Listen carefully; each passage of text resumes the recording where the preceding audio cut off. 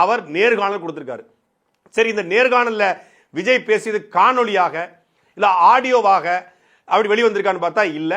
இந்திய வரலாற்றிலேயே முதல் முறையாக, ஏன் உலக வரலாற்றிலேயே முதல் முறையாக நேர்காணல் எடுத்தவர்கள், அந்த நேர்காணல் எடுத்து நேர்காணல் கொடுத்தவர் என்ன கொடுத்தாருங்கிறத நேர்காணல் எடுத்தவர் சொல்லியிருக்காங்க. ஏதாவது புரியுதா? அதுதான். அதாவது நேர்காணல விஜய் கொடுக்கிறாரு, எடுத்தவங்க யாரு? என்டிடிவி.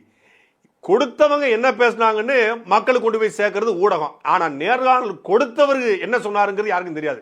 ஆனா நேர்காணல் எடுத்தவங்க இருக்காங்க இல்லையா, ஜேர்னலிஸ்ட், அவங்க நேர்காணல் கொடுத்தவர் என்ன கொடுத்தாருங்கிறத எடுத்தவங்க இன்னொருத்தருக்கு கொடுத்து அதை என்டிடில போட்டிருக்காங்க. அந்த நேர்காணல்ல விஜய் சொன்னதாக அந்த நேர்காணல் எடுத்தவங்க என்ன சொல்லியிருக்காங்கன்னா, விஜய் அவர்கள் அரசியலுக்கு வரணுங்கிறத இந்த பேண்டமிக் காலகட்டத்தில், கொரோனா காலகட்டத்திலிருந்தே யோசிச்சுக்கிட்டு இருந்திருக்காரு. அவங்க அப்பா ஒரு பொலிட்டிக்கல் டைரக்டர் என்பதனால